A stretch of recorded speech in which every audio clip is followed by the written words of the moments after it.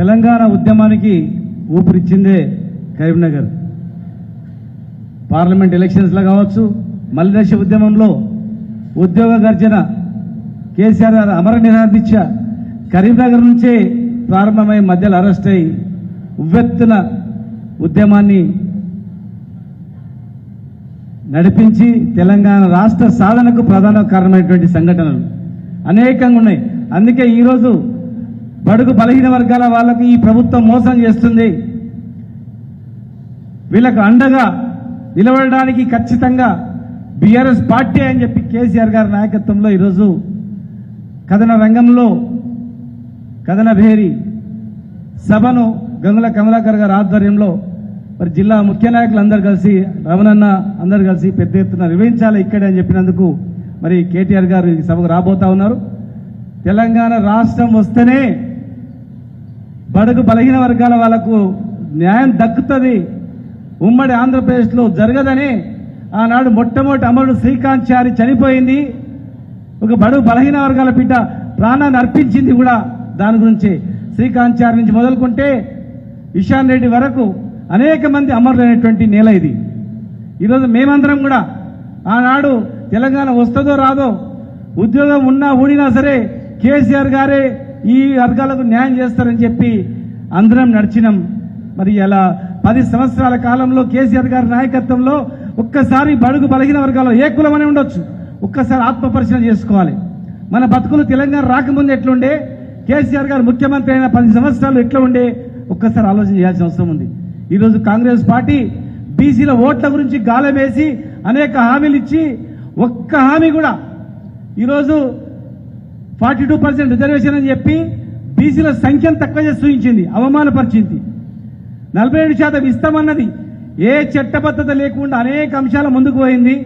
9th schedule ద్వారానే తెలంగాణ రాష్ట్రంలో reservation వస్తుందని చెప్పి ఓన్లీ బీఆర్ఎస్ పార్టీ బదులు నుంచి కొట్లాడింది. అన్న ప్రకారం ఎన్ని డ్రామాలు ఆడినా చివరకు వచ్చింది వాళ్ళు పార్లమెంట్ ద్వారానే వస్తుందని చెప్పి అక్కడ పోయి ఒక డ్రామా ఆడినరు. ఎవరు అటెండ్ కాలేదు, ముఖ్యులు అటెండ్ కాలేదు, ఆ పార్టీ ముఖ్య నాయకత్వమే అటెండ్ కాలేదు. ఇలా రాష్ట్రపతి టైం ఇవ్వలేదు, ప్రధానమంత్రి టైం ఇవ్వలేదని చెప్పి ఈ 2 పార్టీలు కూడా బీసీలకు మోసం చేస్తూ ఈరోజు మేము ఒక్కటి అడుగుతా ఉన్నాం, నిజంగా మీకు చిత్తశుద్ధి ఉంటే ఈ అంశాన్ని పక్కకు పెడదాం. మరి మిగతా అంశాలన్నీ ఒక్క జీవోలో ఒక అర్ధ గంటలో జీవోలు చేసేటువంటి అనేకంగా ఉన్నాయి కదా, అవెందుకు చేస్తారని అడుగుతా ఉన్నాం.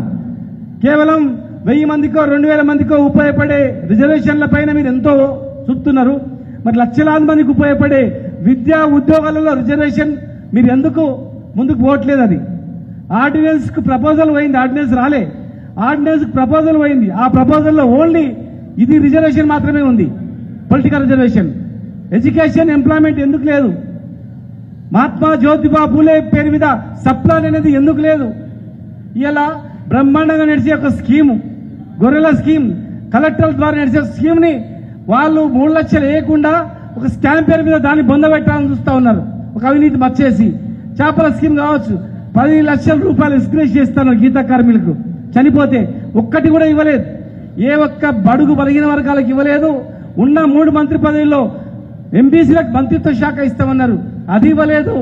మరి పనికి మాలినటువంటి శాఖలు ఇచ్చి, డబ్బు లేనటువంటి శాఖలు ఇచ్చి ఇలా అవమానపరిచే రీతిలో ఇలా మాట్లాడుతూ ఉన్నారు. మీ చేతిలో ఉన్నటువంటి కార్పొరేషన్ చైర్మన్లు ఇవ్వట్లేదు.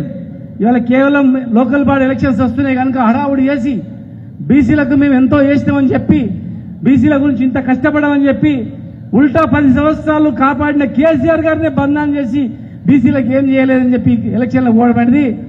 ఎంత ఘోరంగా బీసీ ఆత్మగౌరవం చంపుకొని ఆ పార్టీలో ఉన్నటువంటి బీసీ నాయకులు కూడా ఒక్కసారి ఆలోచన చేసుకోవాల్సిన అవసరం ఉంది. ఇలా ఈ బానిస బతుకుల కన్నా, ఈ బానిస బతుకులు బతికే కన్నా మరి ఈరోజు బీసీ వాదాన్ని ముందేసుకొని మీరు బాగుపడాలి, తెలంగాణను బాగుపడాలి.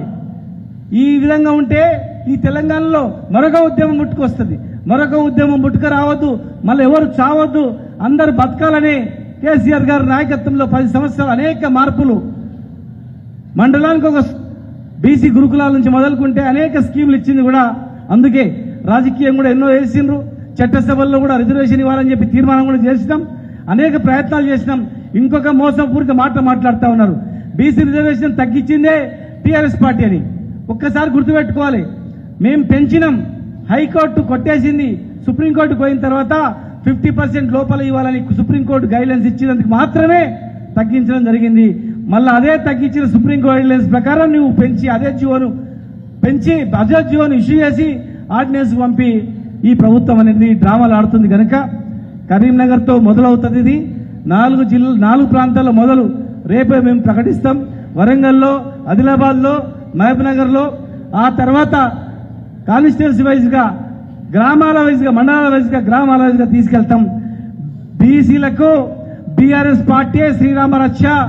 బీసీలను ఆర్థికంగా, సామాజికంగా అన్ని రంగాల్లో ముందుకు తీసుకుపోయేది, రైతులను ముందుకు తీసుకుపోయేది బీఆర్ఎస్ పార్టీ అనేది ఖచ్చితంగా మేమందరం కూడా ముందుకు వెళ్తామని చెప్పి మరి సభను సక్సెస్ఫుల్ చేయాలని మేము బీఆర్ఎస్ పార్టీ మాత్రమే కాదు, సర్పంచుల సంఘం, ఓబీసీ సర్పంచుల సంఘం మాకు పూర్తి మద్దతు ఉంది, ఎంపీటీసీల సంఘం ఉంది, తెలంగాణ ఓబీసీ ప్రజాప్రతినిధుల ఫోరం సంఘంగా మొత్తం పూర్తి మద్దతు ఉంది. యావత్ తెలంగాణటువంటి ఓబీసీ అందరూ మద్దతు ఉన్నారు. కాంగ్రెస్ పార్టీలో ఉన్నటువంటి వాళ్ళు కూడా మాకు ఫోన్ చేసి మీరు కొట్లాడండి, మీరు పూర్తిగా కొట్లాడండి, మీ వెంట ఉంటాం, రేపు భవిష్యత్తులో మళ్ళీ వచ్చేది మీ పార్టీ, మేము కూడా మీకే ఓటేస్తామని కూడా చెప్తా ఉన్నారు. దయచేసి మీకు చిత్తశుద్ధి ఉంటే ఆ 42% కాకుండా మిగతా ఆర్థికంగా పరం లేనటువంటి అంశాలన్నీ కూడా మీరు జియో ఇష్యూ చేయాలి. రేపు కరీంనగర్ మీటింగ్ లోపల జియో ఇష్యూ చేసి అన్ని జియోలు ఇష్యూ చేసి చిత్తశుద్ధి నిరూపించుకోవాలని చెప్పి దీని ద్వారా మేము డిమాండ్ చేస్తా ఉన్నాం.